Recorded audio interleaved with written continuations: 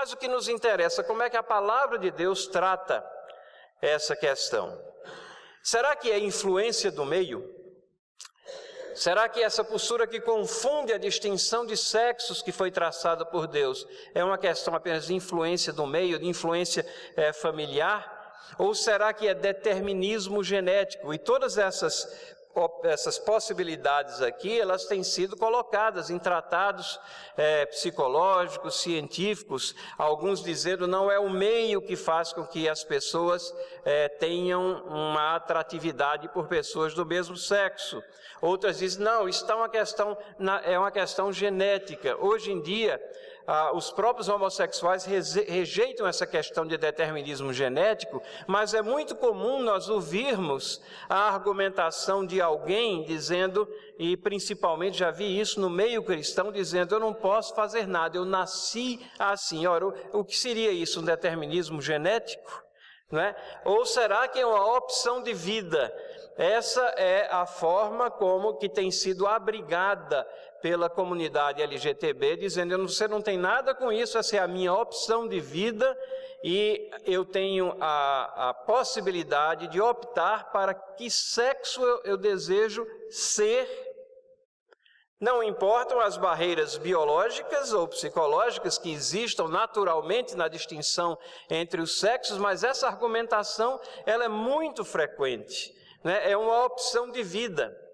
E pasme, hoje em dia existe legislação que está concedendo esse direito de opção de vida a idades cada vez menores. Então, é comum nós vermos, há algumas semanas tivemos uma reportagem na televisão sobre um lar, aonde a criancinha lá disse, não, mas ela quer ser, ela quer ser um menino, ou ele quer ser uma menina. Eu não lembro mais, eu vi um pedaço dessa reportagem, e aquilo era tratado como se aquela vontade suprema não fosse alvo de direcionamento ou de correção. Não, aquilo tinha que ser acatado como vontade última, final, e os pais modernos tinham mais era que acatar isso e encaminhar aquela pequena vida distorcidamente ao longo dos anos à frente. A revista Nova Escola, há cerca de uns 4, 5 meses atrás, trouxe na capa um menino vestido de menina. E a ideia era que ele queria fazer aquilo e a escola tinha que acatar aquela situação. E estavas falando de uma criança de 7, 8 anos, não mais do que isso. Então, essa questão de opção de vida é a mais prevalecente nos dias de hoje. Orientação sexual é bem semelhante, você não pode fazer discriminação de acordo com a orientação sexual. Antigamente bastava, por exemplo, empresas no seu código de ética, na sua política, dizer que não faziam discriminação de gênero. Hoje você tem que incluir dizendo que não faz discriminação quanto à orientação sexual. Então, na realidade, você perde os referenciais. Os referenciais foram jogados para o espaço. Será que não pode ser classificada, não deve ser classificada? Não é assim classificada pela palavra de Deus como pecado, como distorção de rumo? Alguns trechos das Escrituras podem nos esclarecer com relação a isso que nós estamos falando. E nós vamos ver esses versos aqui, Gênesis 13, 13, 19, 1 a 25, depois Levítico 18, 22, fazendo referência também à criação, a Gênesis 1, 27, 2, 24, Romanos 12, 22, 27, Mateus 19, 4, 6, 1 Coríntios 6, 9 a 11. Como nós podemos ver, a palavra de Deus, ela fala bastante sobre isso, ela trata dessa situação. Não é por falta de tratamento que o povo de Deus deve ficar ignorante de como deve entender e administrar essa questão em suas vidas, nos lares, na criação dos filhos, na reação que devem ter perante uma sociedade que enfatiza exatamente o contrário daquilo que a palavra de Deus está nos mostrando. Então, o primeiro trecho que nós vamos ver é Gênesis capítulo 13, versículo 13, e depois 19, 1 a 25. Versículo 13 do capítulo 13 diz assim: ora, os homens de Sodoma eram maus e grandes pecadores contra o Senhor. Isso aqui trata daquele incidente que nós vemos lá em Sodoma e Gomorra e que é relatado nos capítulos à frente. Mas o que eu estou chamando a atenção é que na introdução aqui, eles já são classificados, eles já são categorizados como grandes pecadores contra o Senhor. Então, não há dúvida que o que vai ser relatado, os registros históricos, eles estão aqui fazendo registros históricos de uma postura pecaminosa de vida.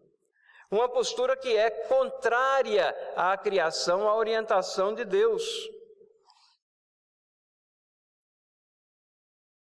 Não se trata aqui de uma questão neutra, de opção de vida, de uma forma ou de outra. Não, trata-se de pecado mesmo. E é assim que a palavra de Deus classifica. E não é um pecado pequeno, é um pecado grande. Isso é uma outra lição que a gente pode falar. Algumas pessoas dizem, não, todo pecado é igual. Num certo sentido, todo pecado é igual. Todo pecado leva ao inferno. Todo pecado representa quebra da lei de Deus. Mas se você traçar um gráfico aqui, não é, com uma linha zero, não tem nenhum pecado que vá acima de zero. Todo ele é ruim. Mas do zero para baixo, você vai ter, sim, gradação de pecados. Você tem pecados que são mais graves do que os outros. O Código de Disciplina da Igreja Presbiteriana do Brasil fala disso. Pecados mais graves do que os outros. Tem coisas que agravam os pecados. Se você é um crente novo, você não tem a instrução devida, você tem menos responsabilidades do que aquele que é um crente experimentado, que está há anos estudando a palavra de Deus. Isso agrava, às vezes, o mesmo pecado a uma gravidade maior, a um grau de gravidade maior. Esse aqui é considerado um grande pecado. Com relação às pessoas que foram ofendidas, isso agrava também os pecados. Numa própria leitura simples da lei de Deus no Antigo Testamento, vai mostrar que existem diferentes penalidades para diferentes pecados. Algumas penalidades são mais leves, outras são mais intensas. O senso comum nos fala disso. Existem alguns mais graves do que outros. Não existe nenhum pecado bom, não existe nenhum que vá acima de zero, e o menor dos pecados é suficiente já para que nós não tenhamos nenhum mérito no que diz respeito à salvação. Todos nós necessitamos de redenção, mas temos que ter essa compreensão do que é pecado. E o relato lá diz assim, lá no capítulo 19, versículos 4 e 5. O relato está falando daqueles anjos que chegaram lá na casa de Ló e que foram abrigados, recebidos na casa de Ló. E esses varões que chegaram lá na casa de Ló eram varões formosos. E o modo de vida, o modus vivendi daquela cidade era tão intensamente imoral que aqueles estrangeiros chamaram a atenção para que fossem abusados sexualmente. E o texto diz assim: antes que se deitassem, os homens daquela cidade cercaram a casa.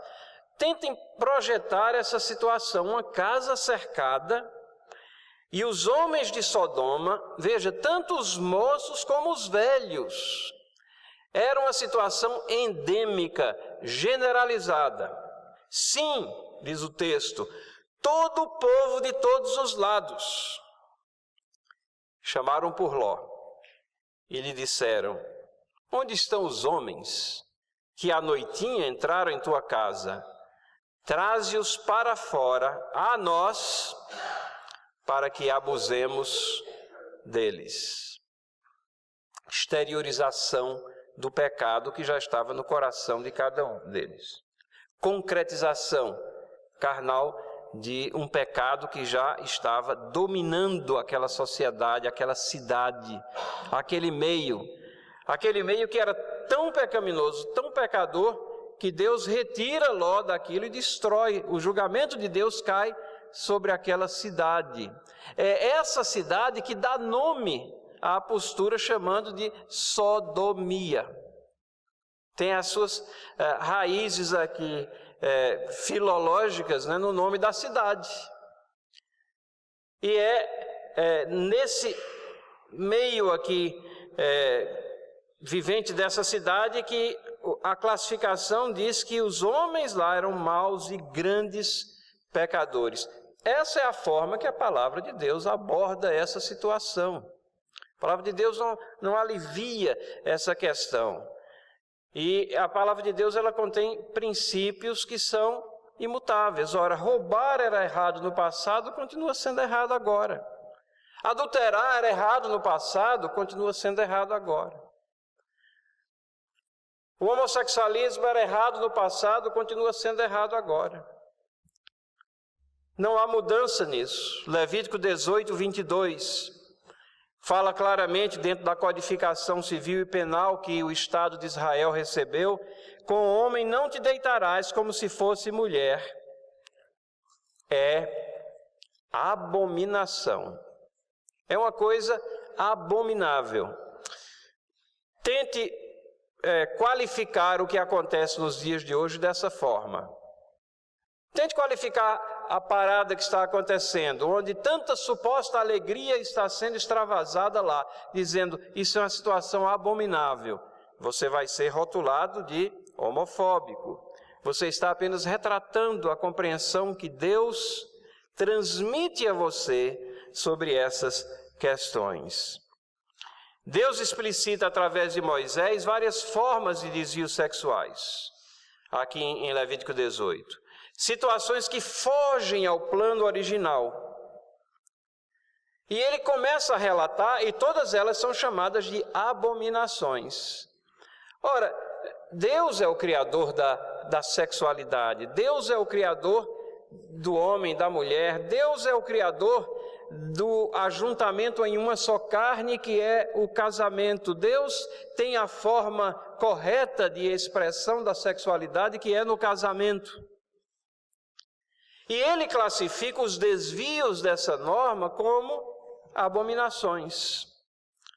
Porque o plano de Deus, a estrutura de Deus para a humanidade, para mim, para você, para todos, está lá na criação, no relato da criação. Gênesis 1, 27. Criou Deus, pois, o homem à sua imagem. A imagem de Deus o criou. Homem e mulher os criou. Não é questão de opção sexual. Fere até o bom senso, é uma questão de configuração anatômica e biológica, que procede da criação. Capítulo 2, versículo 24, por isso deixa o homem pai e mãe, e se une à sua mulher, tornando-se os dois em uma só carne. Essa questão do casamento não é uma questão de redefinição constitucional, não. E é interessante que a nossa Constituição reflete o que está aqui na Bíblia. Fala que casamento é entre homem e mulher. Mas hoje respeita-se até a própria Constituição do país, porque certos pronunciamentos, certas peças de legislação que são inconstitucionais, estão sendo promulgadas pelas cortes menores e até pela Suprema Corte, que confundem esses papéis e procuram dar um novo rótulo ao que é o casamento. Ora, o casamento está muito claro aqui, o que é na palavra de Deus. Romanos 1, 22 a 27. Fala do pecado, fala de como o pecado se alastra ao todo do nosso ser. Fala que as pessoas acham que são sábias, que estão avançadas, que são progressistas, mas na realidade elas estão se afundando em loucura, inculcando-se por sábios, tornaram-se loucos. Mudaram a glória do Deus incorruptível em semelhança da imagem de homem corruptível, bem como de aves, quadrúpedes e répteis. A loucura do homem é tamanha que eles adoram coisas que não têm poder em si, têm menos poder até do que os homens, as pessoas, ou são inanimadas, são ídolos, adoram essas coisas, transformam a glória do Deus Criador em animais, em coisas inanimadas ou em homens. Distorcem a pessoa de Deus e reduzem ela a essas situações. E essa rejeição a Deus, esse afastamento das coisas de Deus, vai jogando as pessoas numa espiral de pecado que só vai afundando cada vez mais. Diz o texto: por isso Deus entregou tais homens, e vejam os termos que são usados, à imundícia, pela concupiscência do seu próprio coração. As pessoas que seguem os seus próprios anseios, os seus próprios desejos, seguem o que a maioria está dizendo que deve ser seguido, é isso que acontece, para desonrarem o seu corpo entre si. Não podia ser mais claro. Pois eles mudaram a verdade do Deus em mentira, adorando e servindo a criatura em lugar do Criador, o qual é bendito eternamente. Amém. Por causa disso, os entregou Deus a paixões infames.